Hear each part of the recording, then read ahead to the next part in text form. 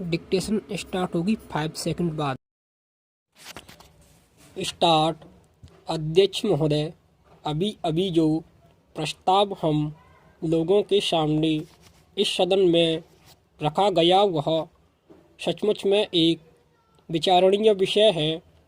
आज हमारे देश की हालत किसी से छिपी नहीं।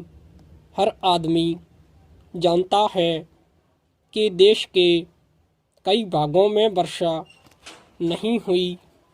इसके कारण देश के कई हिस्सों में, जिनमें कि बिहार प्रमुख है, अकाल जैसी स्थिति पैदा हो गई है।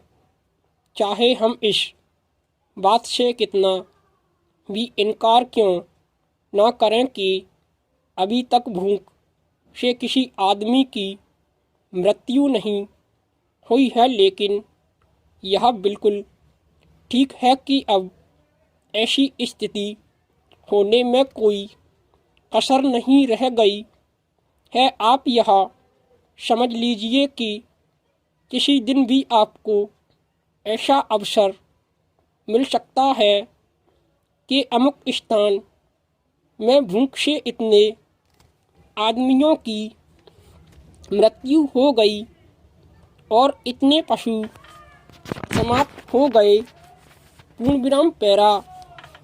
मैंने स्वयं इन इलाकों का दौरा किया है। करीब करीब हर गांव और कस्बे को देखा है। मैं जहां भी गया हूं वहीं एक जैसी दुख भरी कहानी सुनने को मिली। हर ग्रामवासी के मुंह पर एक ही शिकायत है कि इस साल हमारा क्या होगा। सरकार द्वारा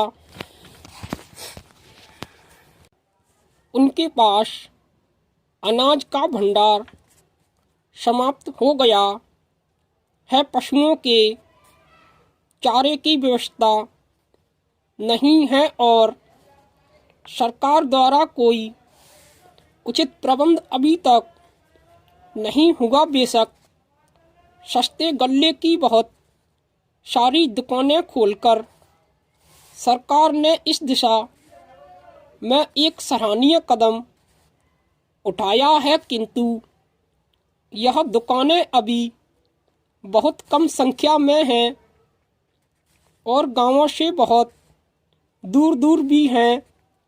इन दुकानों की दूरी और भी इसलिए अकरती है क्योंकि आजकल पानी न होने से ग्रामवासी किसी और मेहनत मजदूरी की तलाश में लगे रहते हैं। ऐसे समय यदि उन्हें अनाज प्राप्त करने के लिए अपने गांव से मीलों दूर जाना पड़े और उनके आने जाने में ही पूरा दिन समाप्त हो जाए, तो फिर आप ही बताइए वे बेचारे क्या करें।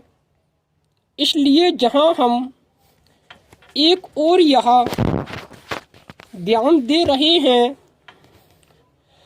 कि सस्ते अनाज की दुकानें खोली जावें, वहां दूसरी ओर यह भी आवश्यक है कि इन दुकानों की दूरी 1-2 मील से अधिक ना हो।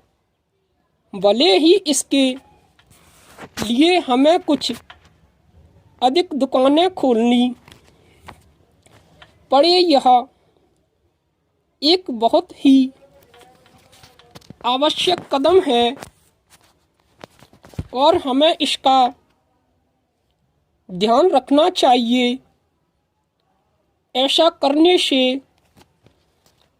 हो सकता है कि कुछ अधिक खर्च भी हो, लेकिन ऐसा ना करने से काम ना चलेगा।